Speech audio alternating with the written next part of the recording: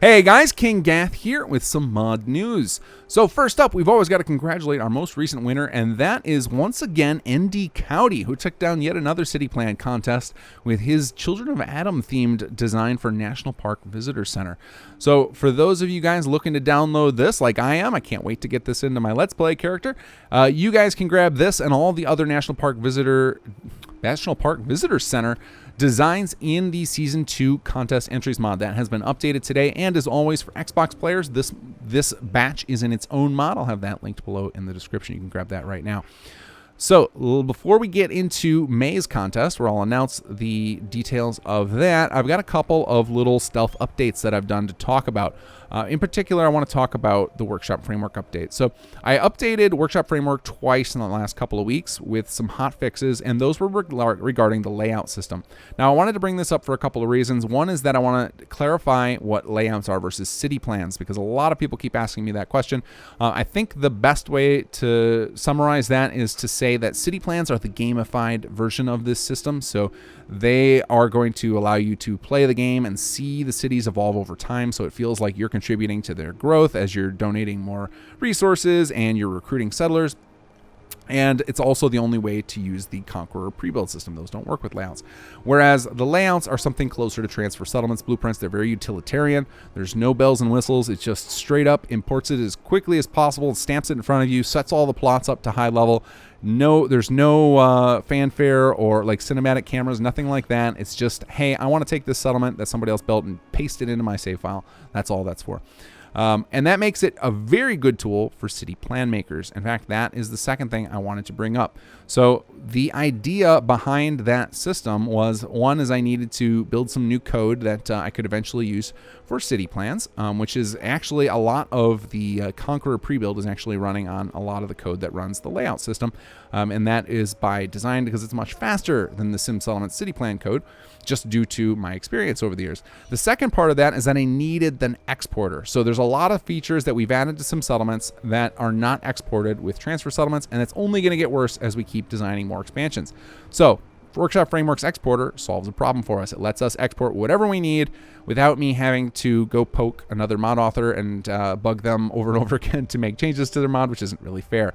So now I have my own export code, and I encourage you guys who are city plan makers to start using it. You can export your city plan saves with Workshop Framework, and the online CP Maker tool will support those just the same way it did Transfer Settlements blueprints.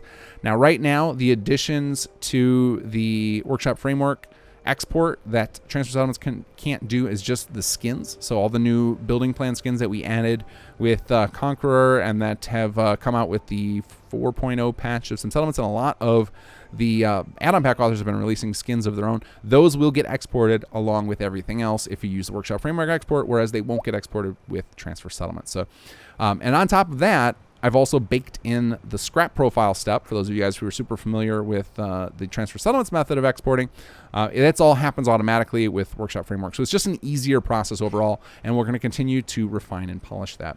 And on that note, Sirlock, one of the people who runs the City Plan Contest, is actually working on a quick tutorial video. It's just going to be 6, 7, 8 minutes long to walk you guys through that process in case you're still intimidated or you're just super hooked on your Transfer Settlements method, so you can see just how easy it is to export out of the game and turn it into a city plan using Workshop Framework instead of Transfer Settlements.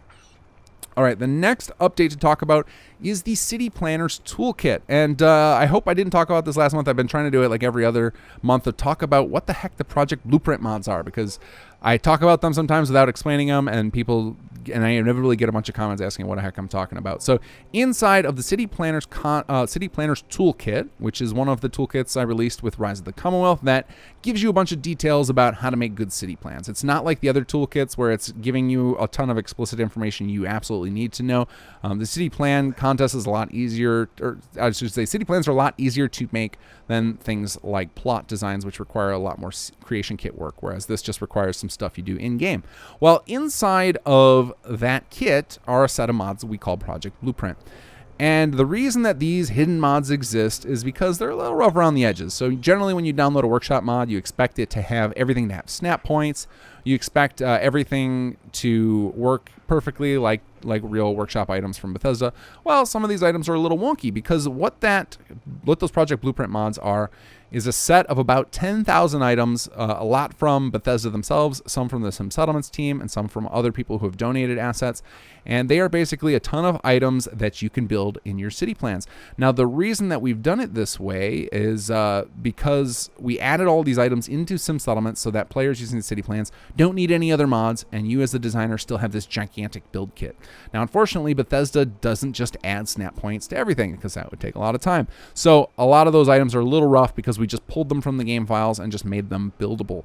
So until we get that fixed, which may never happen because it's such a massive project, 10,000 items adding snap points is rough, that it's going to probably remain a quote-unquote secret mod that you've got to get through the City Planners Toolkit because I don't want to encourage people who aren't patient to grab it. And I think those of you guys who like doing settlement designs are very patient people by nature. So if you want to get access to a bunch of items, go grab those. But the reason I bring that up is because we updated and we added a lot more snap points. Now, this was actually a fix. A lot of these snap points were actually added in a previous patch, but I packaged it incorrectly last time, and it was brought up to my attention by Carvok and Whisper, and I have fixed it and secretly released 4.2.4a of the City Planners Toolkit. So if you are a city planner, go grab that update and you'll get a bunch more snap points on various items. All right. Lastly, let's talk about the May contest. So I keep bringing this up, and I'm not going to stop because I know a lot of you guys are in the same boat as I am. You're locked in at home with this stupid lockdown, and you've got more free time than you know what to do with. Come join us in the City Plan contest. I actually am super jealous that I can't compete because it wouldn't be fair if I'm judging and competing, because the forums are always lit up with a lot of praise for each other, people sharing screenshots, helping each other out. The community that's formed up around City Plan Contest is awesome, and I am glad to be a part of it, even if it's kind of just by providing tools and things. But it looks like a fun place to be, just hanging out with those people, sharing your settlement designs. Some of the folks have even, after they've started releasing things publicly, have jumped onto our Discord, and it just looks like an awesome community to be a part of, and I would love more of you guys to join that. So not only then do we get more city plans to play around with, but just more camaraderie in designing settlements. So if you guys have never joined it, I know you got time. Come join us. The May contest. So we did this Far Harbor one in March. Then we went to Vault 88 for April. In May, we're coming back to Far Harbor, and that city plan is going to be in Echo Lake Lumber. Now, currently, as far as I know, the only design for Echo Lake Lumber is Children of Adam themed, but that is not the theme for this month's contest. You can do whatever you want. You can bring in another faction, do another Far Harbor faction, or do no faction at all and just theme it.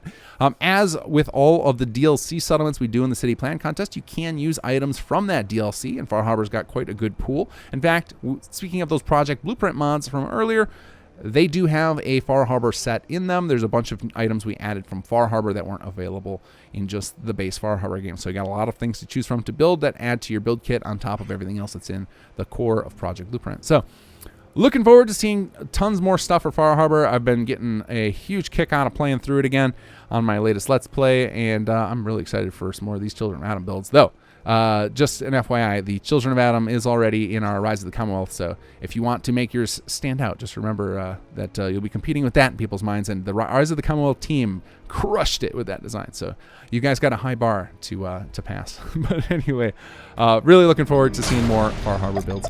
All right, guys, take care and enjoy the mods.